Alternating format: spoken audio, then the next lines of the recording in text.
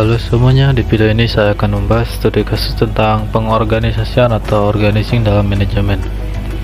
Studi kasus ini saya ambil dari sebuah startup fiktif bernama Foodfest. Tujuan dari video ini adalah untuk menunjukkan bagaimana pengorganisasian yang tidak baik bisa menyebabkan masalah dalam organisasi dan bagaimana solusi pengorganisasian bisa memperbaiki kinerja perusahaan.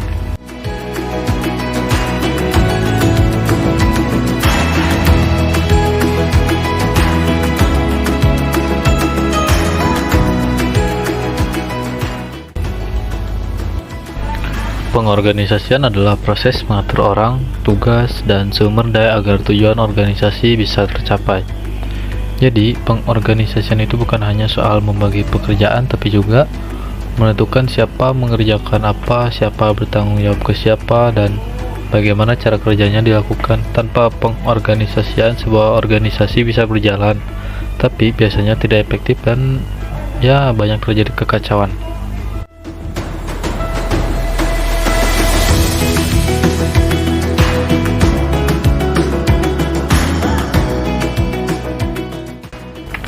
Foodfest adalah sebuah startup pelayanan pesan antar makanan. Awalnya, perusahaan ini hanya memiliki 5 orang karyawan, sehingga sistem kerja masih sederhana dan semua orang mengerjakan banyak hal sekaligus. Namun, karena bisnisnya berkembang cepat, dalam waktu 1 tahun jumlah karyawan meningkat menjadi sekitar 35 orang. Masalahnya, sistem kerja tidak ikut berkembang, sehingga struktur organisasi masih seperti saat perusahaan kecil.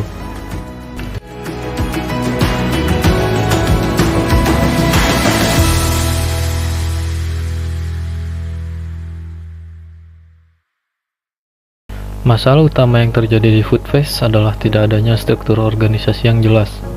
Semua karyawan, baik bagian admin, customer service, sampai kurir langsung melapor ke CEO. Tidak ada pembagian tugas yang tegas, sehingga satu orang bisa mengerjakan beberapa pekerjaan sekaligus. Sementara ada pekerjaan lain yang justru tidak dikerjakan oleh siapapun. Hal inilah yang menyebabkan kebingungan dan tidak adanya kejelasan tanggung jawab.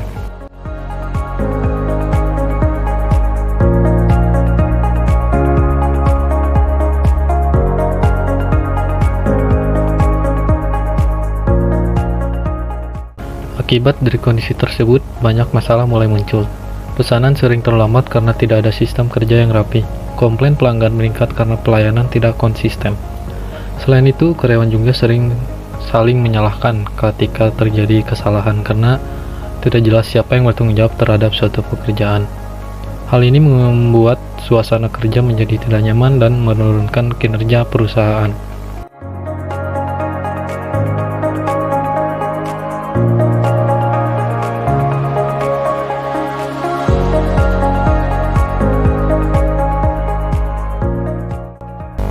Jika analisis menggunakan teori pengorganisasian, seharusnya sebuah organisasi memiliki struktur yang jelas, rantai komando, dan pembagian kerja yang teratur. Struktur organisasi berfungsi untuk menunjukkan hubungan antara atasan dan bawahan, serta membagi pekerjaan ke dalam unit-unit tertentu. Rantai komando berfungsi untuk menjelaskan siapa bertanggung jawab kepada siapa. Di Foodfest, kedua hal ini tidak ada, sehingga koordinasi kerja menjadi sangat lemah.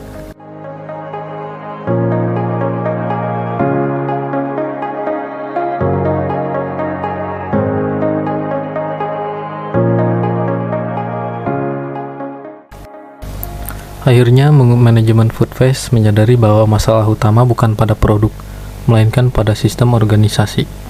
Oleh karena itu, mereka melakukan reorganisasi, yaitu mengatur ulang struktur dan sistem kerja perusahaan.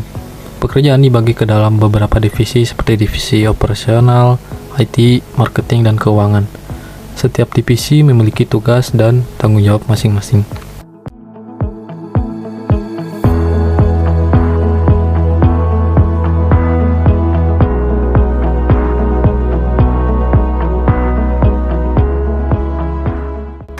Setelah reorganisasi, Foodfest menerapkan struktur organisasi baru, yaitu CEO di puncak, kemudian manajer, lalu staff.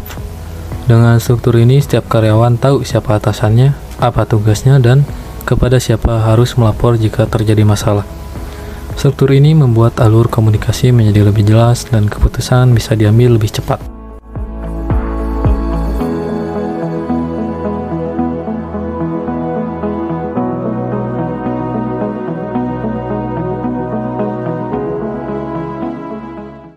Setelah pengorganisasian diperbaiki, kinerja perusahaan mulai meningkat. Pesanan menjadi lebih cepat diproses karena setiap bagian bekerja sesuai tugasnya. Komplain pelanggan menurun karena pelayanan menjadi lebih konsisten. Selain itu, karyawan juga merasa lebih nyaman karena tugas dan tanggung jawab mereka jelas.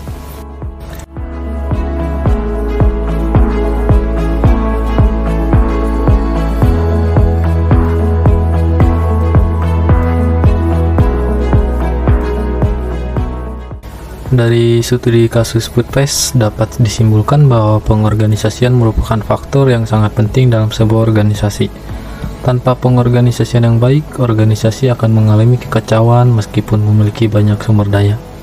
Sebaliknya, dengan pengorganisasian yang tepat, organisasi dapat bekerja lebih efektif, efisien, dan mampu mencapai tujuan yang telah ditetapkan.